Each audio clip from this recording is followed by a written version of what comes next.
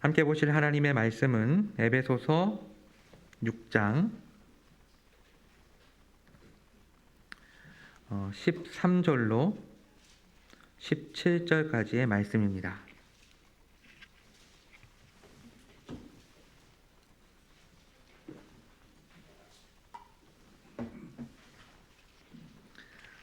신약성경 316페이지에 있습니다. 에베소서 6장 13절로 17절 말씀, 제가 한 절, 여러분이 한 절, 그리고 마지막 17절은 같이 읽겠습니다. 그러므로 하나님의 전신갑주를 취하라. 이는 악한 날에 너희가 능히 대적하고 모든 일을 행한 후에 서기 위함이라.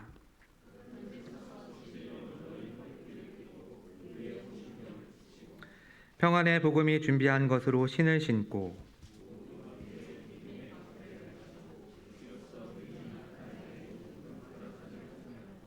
구원의 투구와 성령의 검, 곧 하나님의 말씀을 가지라. 아멘. 우리는 매주 요한계시록 강해를 통해서 예수님의 초림에서부터 재림까지, 즉 이 종말이라고 불리우는 이 기간 동안에 이 세상에서 어떠한 일이 일어날지를 전체적으로 지금 살펴보고 있습니다. 그 가운데 제가 지난번에 했던 설교와 오늘 설교는 이 요한계시록 설교에 대한 번외편이라고 할 수 있습니다. 우리가 요한계시록을 통해서 이 종말에 일어나는 이 전체적인 전반적인 큰 그림을 그린다면 저는 지난번 설교와 이 오늘 설교를 통해서 그 가운데에서 영적 전쟁, 영적 전투라는 주제에 지금 포커스를 맞춰서 함께 이 에베소서 말씀을 상고하려고 합니다. 간단하게 우리가 지난 시간에 나눴던 그 내용들을 몇 가지로 정리해서 나눠보려고 합니다. 제가 지난 시간에 나눴던 첫 번째 논지는 영적 세계가 있다라는 것입니다. 영적 세계가 있다, 영적인 실체가 존재한다라는 그런 의미겠죠. 이성을 중요시하는 현대인들은 눈에 보이지 않는 것들을 믿지 않는 경향이 있습니다. 그러나 성경은 영적 세계가 있다라고 분명히 우리에게 이야기를 합니다. 이것을 인정할 뿐만이 아니라 우리가 믿고 우리가 예배하는 하나님이 영적인 존재라는 것을 우리에게 분명히 말씀하고 있습니다. 비록 우리의 오감으로 이 영적인 세계를 우리는 경험할 수 없습니다. 우리의 눈으로 영적인 세계를 보고 우리가 만질 수 있는 그런 것들이 아니죠. 하지만 이 영적인 세계는 우리가 지금 살고 있는 이 물리적인 세계와 아주 긴밀한 관계가 있고, 그리고 어떻게 보면 좀 더 세밀하게 이야기를 한다면 이 물리적인 세계는 영적인 세계의 영향력 하에 있다라고 말할 수 있습니다. 그리고 지난번에 나누었던 두 번째 논지는 우리가 이 영적 전투의, 이 영적 싸움의 주체라는 것입니다. 우리가 실질적으로 이 싸움을 싸우고 있는 중이라는 것이죠. 첫 번째 논지와 연결을 해서 우리의 눈에 보이는 이 세상과 더불어 존재하는, 우리의 눈에 보이지 않는 저 세상에서는, 이 영적 세계에서는 엄청나게 치열한 전투가 일어나고 있는데 우리는 현재 그 전투에 참여하고 있는 중이라는 의미죠. 아니, 어떻게 우리가 이 전투에 참여하게 된 것일까요? 여러분 기억나십니까? 예수 그리스도를 믿음으로 우리는 이 영적 전투에 참여하게 된 것입니다. 예수 그리스도를 믿음으로 필연적으로 우리의 삶 가운데 변화되는 여러 가지 것들이 있는데, 그 중에 하나가 예수 그리스도를 믿는 사람들은 자동적으로 이 영적 전투에 참여하게 되는 것입니다. 그렇다면 우리가 지금 이 영적 전투 가운데 있는데 우리는 누구와 싸울까요? 우리의 적은 누구입니까? 12절이 그것을 우리에게 말씀하고 있죠. 우리의 씨름은 혈과 육을 상대하는 것이 아니요 통치자들과 권세들과 이 어둠의 세상 주관자들과 하늘에 있는 악의 영들을 상대함이라 라고 말씀하고 있습니다. 이미 바울은 11절에서 우리의 적이 마귀라는 것을 분명하게 밝히고 있지만 12절에서 좀 더 구체적으로 우리가 누구와 싸우고 있는지를 설명해주고 있는 것입니다. 우리가 이 세상에서 신자로 살아갈 때 때때로 우리를 괴롭히는 어떠한 인물이나 사상이나 국가, 이러한 것들이 신자로서 제대로 살지 못하게 핍박을 하고 박해를 하는 경우들이 있습니다. 심지어는 우리나라에서는 그런 일들이 일어나고 있지 않지만 선교 보고를 통해서 예수 그리스도를 믿기 때문에 목숨을 잃는 경우도 왕왕 보고가 일어나고 있습니다. 자, 그러나 여기에서 열거된 어떠한 인물이나 사건이나 사상이나 국가는 다 그것의 2차적인 원인이고 그 배후에는 사탄과 그의 졸개들인 귀신이 있다라는 것입니다. 물론 우리가 반드시 알아야 할 점은 사탄이 우리들을 마음대로 공격하는 것은 결코 아닙니다. 왜 그럴까요?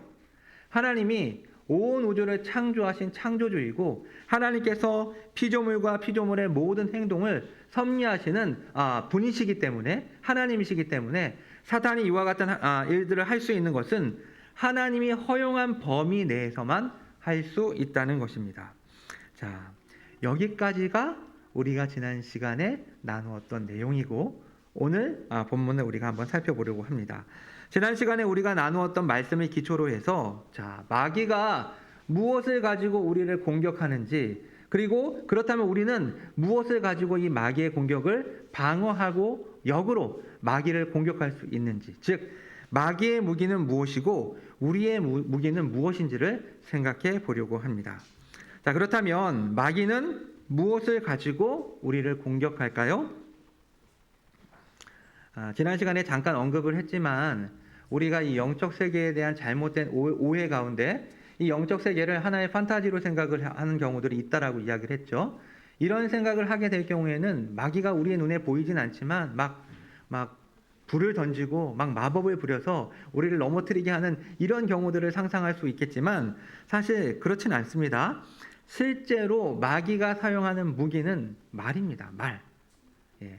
호일스, 말, 이 말이 아니라 뛰어다니는 동물 말이 아니라 워드, 말을 가지고 우리를 공격하고 있습니다. 좀 더 특징을 짓는다면 거짓말 또는 비진리를 가지고 관계가 아닌 간교한 계획을 가지고 우리를 공격하고 있습니다. 11절 말씀이 이것을 분명하게 말씀하고 있죠. 마귀의 관계를 능히 대적하기 위하여 하나님의 전신갑주를 입으라 라고 말하면서 마귀가 우리를 공격할 때 이 관계를 가지고 이 거짓을 가지고 비진리를 가지고 우리를 공격하고 있다라고 말씀하고 있습니다. 성경은 실제적으로 마귀가 이 거짓말로 우리를 공격하는 모습을 보여줍니다. 그 첫 번째 장면은 우리가 잘 알고 있는 것처럼 우리의 첫 부모였던 아담과 하와입니다. 이 아담과 하와는 마귀의 관계에 속아서 결국에는 타락하게 되죠.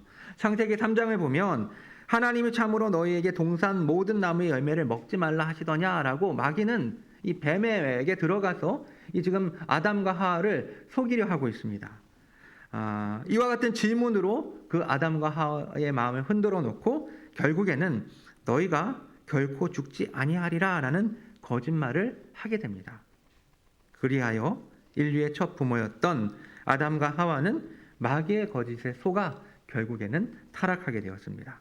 두 번째는 예수님은 공생애를 시작하시면서 세례 요한에게 세례를 받으시고 성령의 인도에 따라 광야로 나가셨는데 그곳에서 마귀의 시험을 받게 됩니다. 마귀는 예수님을 향해서 우리가 익히 잘 알고 있는 세 가지 시험을 하게 되는데 그 내용이 자세히 살펴보면 예수님을 위하는 것 같고 또 성경을 인용하고 있지만 실제로는 다 거짓말입니다. 이 첫 번째 아담은 마귀의 관계에 넘어가 타락을 했지만 두 번째 아담인 예수님께서는 이 마귀의 관계를 하나님의 말씀을 가지고 물리치시는 것을 우리는 성경을 통해서 볼 수 있습니다. 여기서 주목해야 할 점은 마귀는 처음부터 강력하게 하나님의 말씀을 대적해서 하나님의 말씀이 거짓이라고 말하면서 우리에게 접근하는 것이 아니라는 것입니다. 비슷한 내용, 비슷한 뉘앙스를 가지고 접근하여 속인다는 것입니다. 따라서 우리가 하나님의 말씀을 정확하게, 확실하게, 분명하게 알지 못하면 우리는 동일하게 아담과 하와처럼 넘어질 수밖에 없습니다. 지난번에도 말씀을 드렸지만 마귀는 우리보다 더 능력이 있습니다. 마귀는 우리보다 더 지혜롭습니다. 때문에 우리가 가지고 있는 능력과 지혜로는 이 마귀를 능히 대적할 수 없습니다. 자, 세 번째로 마귀의 무기가 거짓말이라는 것, 관계라는 것을 알 수 있는 것은 바로 요한계시록에 나와 있는 상징, 유비입니다. 우리가 요한계시록 설교를 들으면서 이미 몇 차례 들었고 또 나중에 듣게 될 내용이지만 요한계시록 안에는 입과 검으로 구성된 4개의 구절이 있습니다. 요한계시록 1장 16절, 2장 16절, 19장 15절, 그리고 19장 21절이 바로 그것들인데요. 이 4개의 말씀은 각각 다 예수님을 묘사하고 있습니다. 그런데 예수님께서 한결같이 예수님께서 입의 검으로 그들과 싸우고 민족을 치고 죽이는 싸움을 그리고 있습니다. 제가 한 절만 읽어드리도록 하겠습니다. 요한계시록 1장 16절이죠. 그러므로 회개하라. 그리하지 아니하면 내가 내게 속히 가서 내 입의 검으로 그들과 싸우리라. 한 절 더 한번 읽어볼까요? 요한계시록 19장 15절입니다. 그의 입에서 예리한 검이 나오니 그것으로 만국을 치겠고 친히 그들을 철장으로 다스리며 또 친히 하나님 곧 전능하신 이의 맹렬한 진노의 포도주 틀을 밟겠고. 자, 사실 우리가 상상하기로는 입에서 검이 나온다는 것이 언뜻 이렇게 이미지가 그려지지 않죠. 하지만 이것은 하나의 상징이고 유비입니다.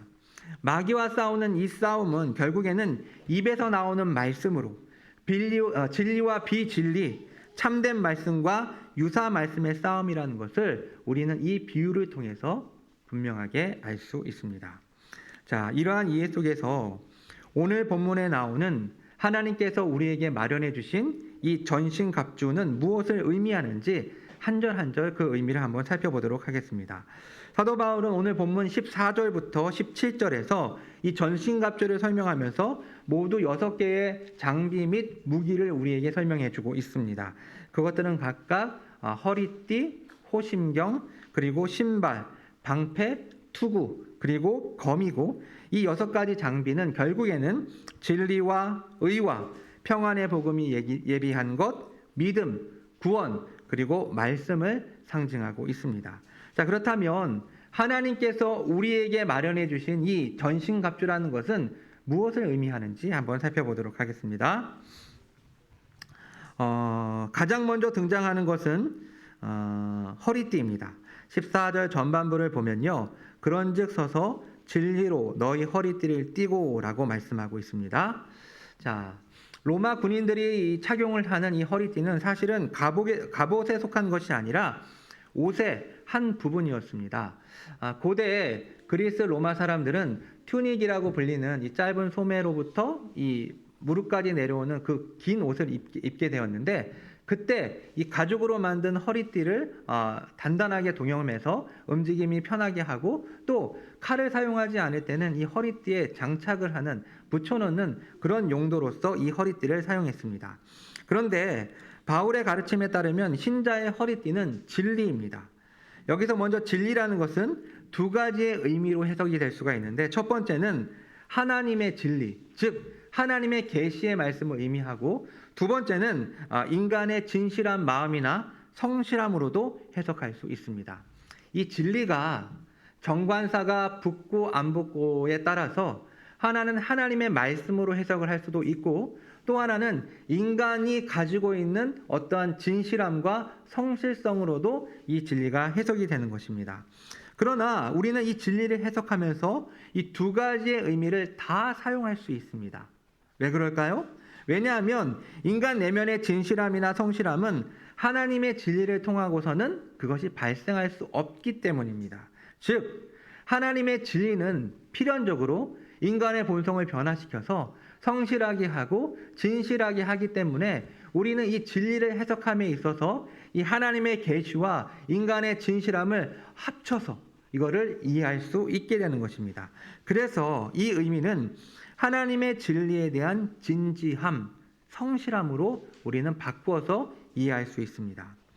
바울이 이 전신갑주를 이야기하면서 진리를 맨 처음으로 언급한 것은 특별한 의미가 있습니다. 성공적인 영적 전투, 승리하는 영적 전쟁은 기독교의 위대한 진리를 우리의 마음속에 확실하게 심어 놓아야만 시작할 수 있기 때문입니다.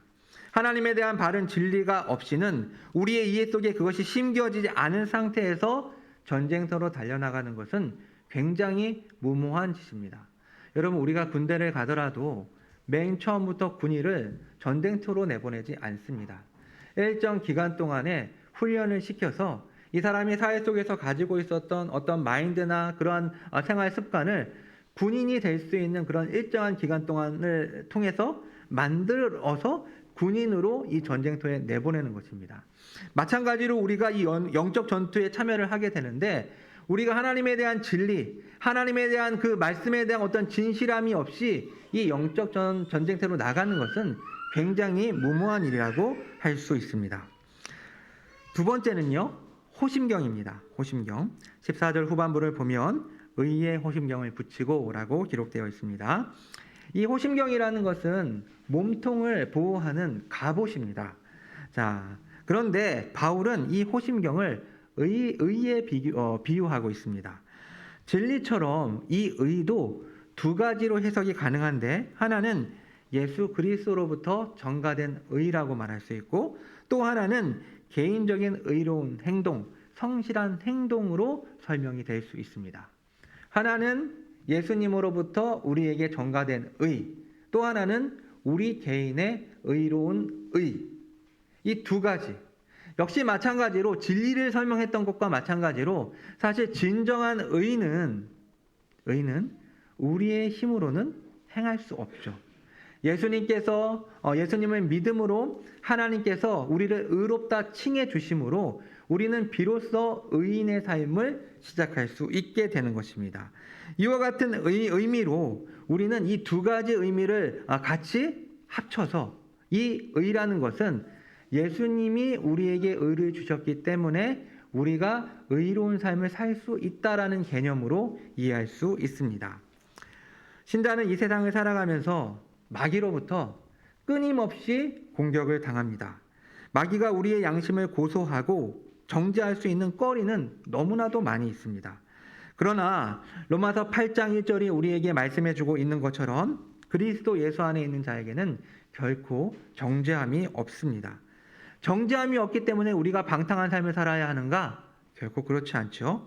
오히려 우리를 의인으로 받아주신 하나님께 감사하고 자신의 의를 우리에게 전가해 주신 예수님께 감사하며 더욱더 성령의 열매를 맺어가는 의의 열매를 맺어가는 삶을 살아야 합니다. 세 번째는요, 신발입니다. 15절을 보면 평안의 복음이 준비한 것으로 신을 신고 라고 말씀하고 있습니다. 이 신발은 로마 군인들이 신는 신발, 샌들 같은 건데요. 이 발가락 부분이 뚫려 있고 또 바닥에는 무거운 찡이 박혀 있습니다. 그리고 또 발목과 정강이를 끈으로 단단하게 동여매는 샌들이 바로 이 신발입니다. 이 신발은 오랫동안 군인들이 행군할 때 견고한 자세와 기동성 그리고 미끄러짐을 방지하는 그런 기능이 있습니다.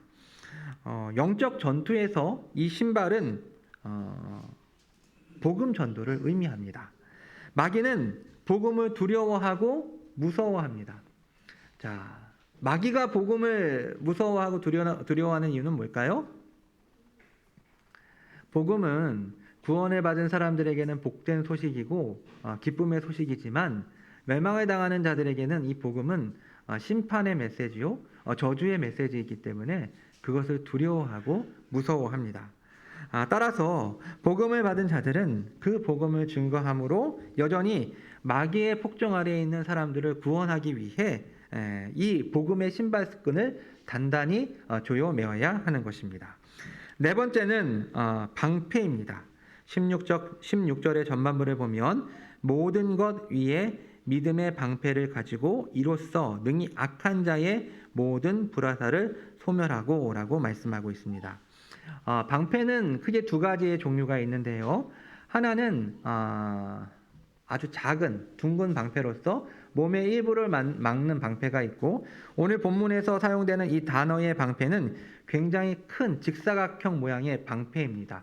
그래서 세로가 1.2m, 가로가 70cm. 그래서 이 방패에 군인들이 몸을 숨기고 이 적의 이 불화살을 로부터 자신의 몸을 보호하는 그 방패를 의미합니다. 바울은 악한 자의 불화살을 막기 위해서 반드시 이 방패를 들어야 한다. 모든 것 위에 이 방패를 들어야 한다라고 말하고 있습니다. 사실 이 믿음의 방패라는 것은 의의 호심경보다 좀 더 적극적인 방어용 도구라고 말할 수 있습니다. 마귀의 화살은요, 두 가지 방향에서 우리를 공격합니다. 첫 번째는 우리의 양심을 자극하는 고발을 합니다. 그래서 의심과 불순종, 반역, 음욕, 두려움 등 우리 내부로부터 이 불화살로 공격을 하고, 두 번째는 외부로부터 거짓 교사들과 거짓 선지자들의 유사 복음을 통한 미혹 등이 있습니다. 이러할 때에 우리가 이 마귀의 모든 불화살을 이겨낼 수 있는 방법은 바로 하나님을 향한 확고한 믿음, 이 믿음의 방패를 가지고 하나님의 약속의 말씀을 붙잡는 것이 바로 이 마귀의 불화살을 피할 수 있는 방법입니다. 다섯 번째는 투구입니다. 17절에 보면 구원의 투구라고 나와 있죠. 이 영적 전투에서 이 투구가 의미하는 것은 바로 구원에 대한 소망입니다. 즉, 지금 현재의 상태가 아닌 미래, 앞으로의 최종적인 승리에 대한 확신이라고 말할 수 있습니다. 사실 그리스도인으로서 오늘 이 세상을 살아가는 것은 환난과 핍박의 연속입니다. 여러분이 참된 신자로서 열심히 살려고 하는데 환난과 핍박이 있습니까? 그것은 사실입니다. 성경은 그것에 대해서 우리에게 말씀하고 있습니다. 바울도 자신이 마귀로부터 맹렬한 공격을 받고 있다고 고린도후서 4장 8절로 9절에서 이렇게 이야기를 했습니다. 우리가 사방으로 우겨쌈을 당하여도 쌓이지 아니하며 답답한 일을 당하여도 낙심하지 아니하며 박해를 받아도 버림받지 아니하며 거꾸러뜨림을 당하여도 망하지 아니하고, 이와 같은 여러 가지 환난과 핍박이 바울에게 있었던 것이죠. 하지만 이와 같은 상황 속에서도, 이 치열한 전쟁을 치르고 있는 상황 속에서도 우리가 지치지 않고 이 혼란스러움을 경험하지 않는 이유는 바로 주님께서 우리에게 구원에 대한 확신을 주셨기 때문입니다. 여러분은 이 구원에 대한 확신을 가지고 있습니까? 사실 신자로 살아감에 있어서 이 구원의 확신을 갖는 것은 굉장히 중요한 문제입니다. 똑같이 살았다라는 이름은 갖고 있지만 어떠한 사람은 중환자실에서 간신히 어떤 기계의 도움을 받아서 살고 있는 사람이 있고, 또 어떠한 사람은 땡볕에서 열심히 운동을 하고 노동을 하면서 살아가는 사람이 있습니다.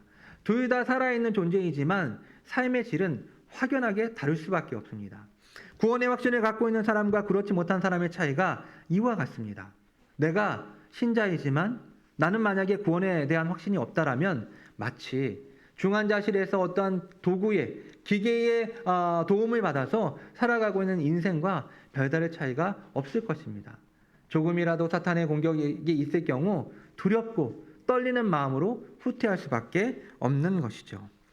그래서 신학자 찰스 하치는 그리스도인을 장식하고 보호하는 것, 그가 자신감과 기쁨으로 고개를 들게 하는 것은 그가 구원받은 사실이다라고 이야기를 했습니다. 결국 우리는 구원의 투구를 쓰고, 즉 승리하신 주님께서 우리를 반드시 구원할 것이라는 확신 속에서 오늘 이 치열한 전투를 치르고 있는 것입니다. 이제 마지막 성령의 검입니다. 17절의 후반부에서 성령의 검, 곧 하나님의 말씀을 가지라라고 말씀하고 있죠. 사실 이 전신갑주의 다른 이 5가지의 장비들은 다 방어용이고요. 실제로는 이 검만이 공격력 무기입니다. 결국 이 검만이 거짓말쟁이 마귀를 대적하는 유일한 방법이라는 것을 알 수가 있습니다. 이 말씀이라는 단어를 우리가 좀 주의해서 보려고 하는데요. 성경에는 이 말씀이라는 단어가 2가지 단어가 있습니다. 그런데 오늘 바울이 17절에서 언급한 이 말씀이라는 단어는 로고스라는 단어가 아니라 레마라는 단어입니다. 로고스라는 것은 물론 이 충분한 설명이 필요하겠지만 간략하게 이야기를 한다면 이 로고스는 만물을 지배하는 말씀, 즉 성경에서는 예수 그리스도를 의미하는 것이 바로 이 로고스입니다. 요한이 요한복음을 기록하면서 태초에 말씀이 계시니라라고 시작을 하는데 그 말씀이 바로 예수님을 상징하는 것이죠. 그러나 레마라는 것은 좁은 의미로 성경에 기록된 하나님의 말씀, 즉 한 절 한 절을 의미합니다. 우리는 이 말씀, 이 레마를 사용해서 마귀와 싸워 이기는 실예를 성경에서 발견할 수가 있습니다. 아까 초도에서도 이야기를 했지만 예수님께서 광야에서 마귀를 물리치실 때 이 레마를 가지고 이 말씀 한 절 한 절을 가지고 그 마귀를 물리치시는 것을 우리는 볼 수가 있습니다. 결국 우리의 삶 속에서 하나님의 말씀보다 강력한 무기, 능력 있는 무기를 찾을 수는 없습니다. 하나님의 말씀은 우리를 회심케 하고, 하나님의 말씀은 우리의 죄를 깨닫게 하고, 하나님의 말씀은 우리에게 특별한 위로를 줍니다. 자, 마지막으로 말씀을 정리하도록 하겠습니다. 오늘 우리가 나눈 두 개의 주제가 있습니다. 여러분 뭡니까? 첫 번째는 마귀의 무기가 뭐냐라는 것이었고요. 두 번째는 우리의 무기가 뭐냐라는 그러한 내용이었습니다. 마귀의 무기가 무엇이었습니까? 마귀의 무기는 거짓말입니다. 간교한 계략을 의미합니다. 먼저 마귀는 두 가지 방향에서 우리를 공격하고 있는데, 먼저 우리의 내부에서 우리의 마음을 공격합니다. 그래서 적극적으로 우리가 믿음을 갖지 못하게 만듭니다. 우리가 하나님의 부르심을 받아서 교회를 출석하면서 이제 막 신앙생활을 시작하려고 할 때 어떠한 일이 일어납니까? 나 같은 사람이 어떻게 교회를 다니지? 내가 교회를 다녀도 되나? 라는 이러한 마음을 마귀는 우리의 마음 가운데 심어 놓습니다. 또 우리가 적극적으로 신앙생활을 하려고 할 때 내가 이렇게 살고 있는데 내가 참 신자가 맞나? 라는 어떤 의문과 회의가 들게 만듭니다. 그리고 말씀에 대한 어떤 사모한 마음이 들지 못하도록 적극적으로 차단하는 것이 이 마귀의 역할이라고 할 수 있습니다. 그리고 좀 더 시간이 흘러서 교회 생활을 오래 하게 되면 성경 진리 자체에 대한 의심을 품게 되고, 그 의심은 결국에는 불신에 이르게 하는 아주 중요한 걸림돌이 됩니다.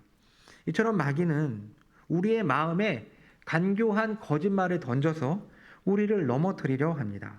또 마귀는 우리 외부에서 이단이나 거짓 교사들을 통해 거짓 복음, 유사 복음을 듣게 만듭니다. 우리가 잘 알고 있는 것처럼 이단의 메시지는 참된 복음과 굉장히 유사합니다. 여러분, 그렇지만 이단, 이 무슨 뜻입니까? 달을 이의 끝단자입니다. 끝이 달라요. 시작은 굉장히 유사한 것 같고 비슷한 것 같지만 결국엔 그 메시지의 결론은 다른 거예요. 이단은 이렇게 우리를 미혹합니다. 여러분, 우리가 이 밖에서 볼 때 이단에 빠진 사람들을 보면 도무지 이해가 되지 않죠. 아니, 어떻게 저렇게 젊고 똑똑한 사람들이, 많이 배우고 또 능력 있는 사람들이 저렇게 터무니없는 말도 안 되는 이론에 빠져서 저 지경에 이르렀나라고 생각하는 것을 우리는 보게 됩니다. 어떻게 이런 일이 가능할까요? 물론 그들이 치밀하게 인간적인 방법을 사용해서 그 사람들을 붙잡아 놓는 곳도 있어요.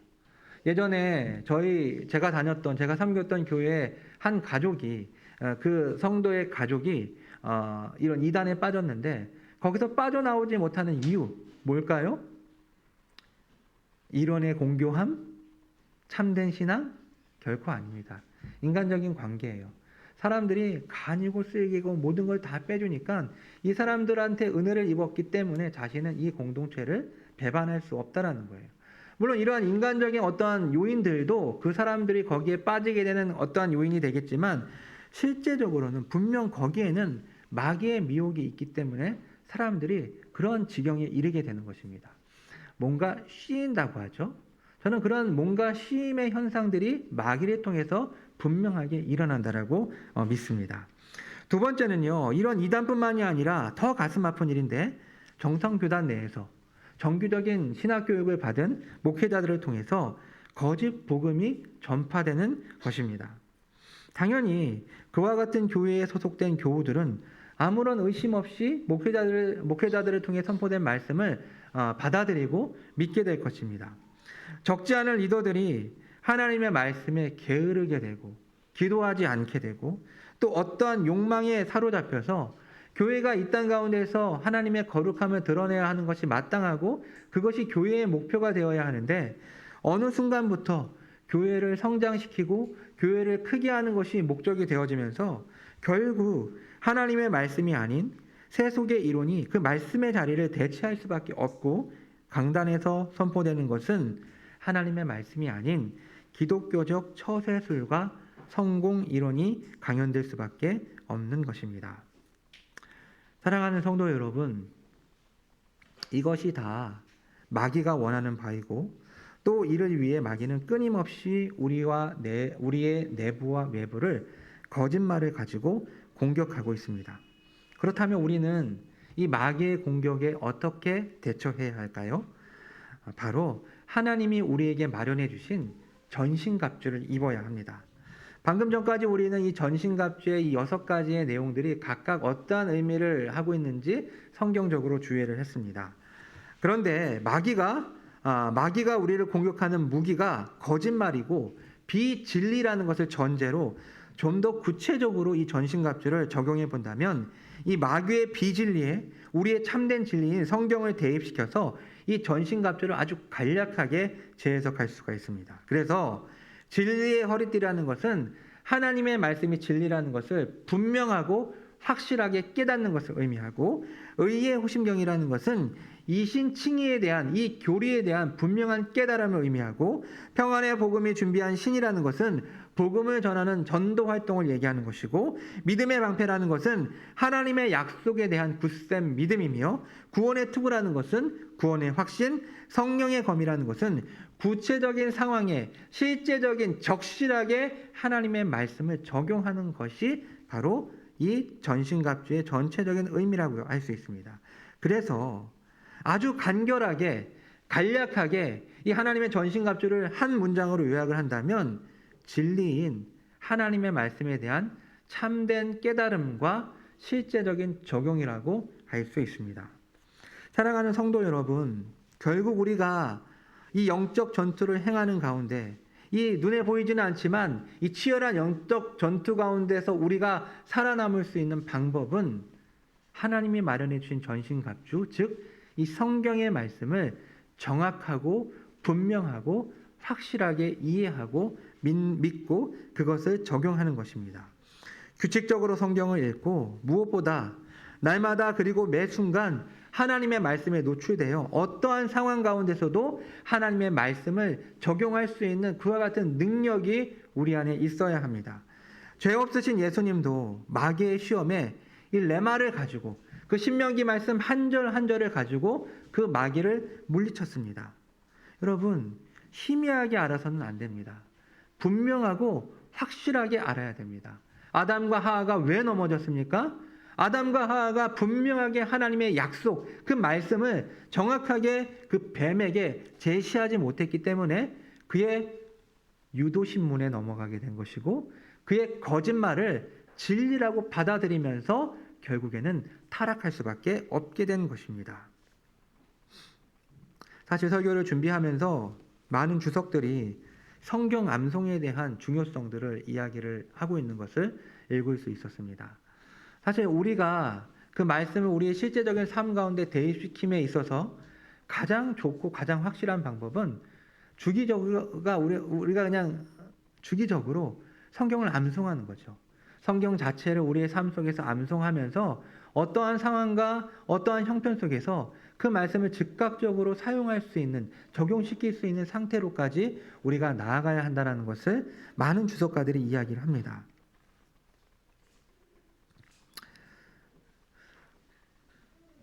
그렇게 할 수 있을까요? 그렇게 할 수 있었으면 좋겠습니다. 사랑하는 여러분, 이제 거의 막바지입니다. 잠깐 정신을 차리고 자, 쓰는 걸 다 멈추시고 저를 좀 봐주시겠습니까? 우리의 일상생활에서 마귀의 공격이 가장 치열할 때는 언제일까요? 이 시간입니다. 이 시간. 우리는 하나님의 말씀을 예수 그리스도를 통해서 받고 성경을 통해서 읽고 설교를 통해서 듣게 됩니다. 마귀는 이 시간이 가장 두려운 시간이 될 것입니다.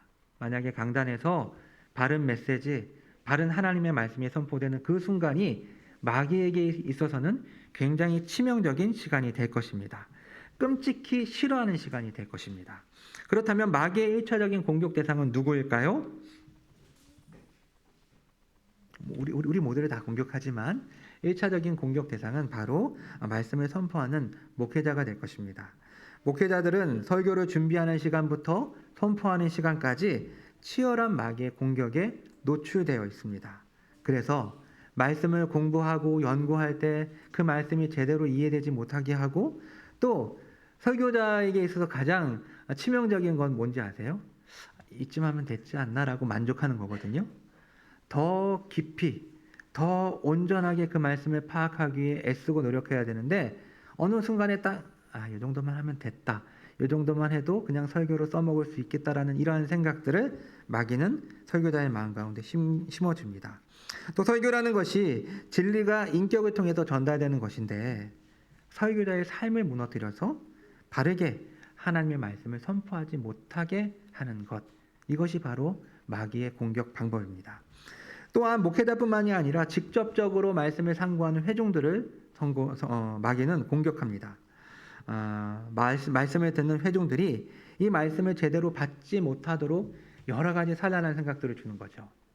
끝마치고 오지 못한 업무나 끝마치지 못한 어떤 공부의 내용들, 그리고 또 재미있는 TV 프로그램들의 내용들, 그리고 내가 요즘에 몰두하고 있는 어떠한 것들이 계속 생각나게 하면서 이 말씀을 듣지 못하게 하는 것. 지금 우리의 눈에는 보이지 않지만 마귀는 우리를 지금 그렇게 공격하고 있다는 것이죠.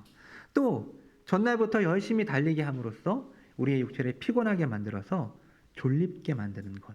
이것도 어떻게 보면 마귀의 공격 방법이라고 할 수 있습니다. 사랑하는 성도 여러분, 어떻게 해야 되겠습니까? 사실 제가 오늘 본문 가운데는 이 말씀을 넣지 않았지만 목회 서신을 통해서도 이야기를 했고, 또 여러분들과 함께 나눠야 될 말씀이기 때문에 제가 읽어드리겠습니다. 에베소서 6장 18절 말씀인데요. 모든 기도와 간구를 하되 항상 성령 안에서 기도하고 이를 위하여 깨어 구하기를 항상 힘쓰며 여러 성도를 위하여 구하라. 아멘. 이를 위해서 우리가 기도해야 합니다. 이 성령의 6가지 이 전신갑주가 우리의 삶 가운데 제대로 온전히 발동될 수 있도록 기도를 하되, 개인적인 기도뿐만 아니라 우리 공동체가 이를 위해서 함께 기도해야 한다라고 하나님은 우리에게 말씀하고 있는 것입니다. 정리하겠습니다. 마귀는 거짓말을 가지고 우리를 공격하고 있고, 우리가 죽는 순간까지 마귀는 우리를 공격할 것입니다. 우리가 이 영적 전투를 수행하기 위해서 우리는 우리의 능력과 우리가 가지고 있는 그 어떠한 것을 의지하며 싸워야 하는 것이 아니라 하나님이 우리에게 마련해 주신 이 하나님의 전신갑주를 입고 이 마귀와 싸워야 합니다. 영적 전투는 실제입니다. 영적 전투는 어떠한 상징이나 어떠한 상상이 아니라 우리의 삶 가운데서 일어나고 있는 실제적인 사건입니다. 이 영적 전투를 위해서 하나님의 전신갑주를 입고 이 전신갑주를 입음으로 이미 승리하신 예수님을 따라 승리하는 전투를 행하시기를 우리 베살롬 교회의 모든 교우들이 그와 같은 삶을 살기를 주님의 이름으로 축원합니다. 기도하겠습니다.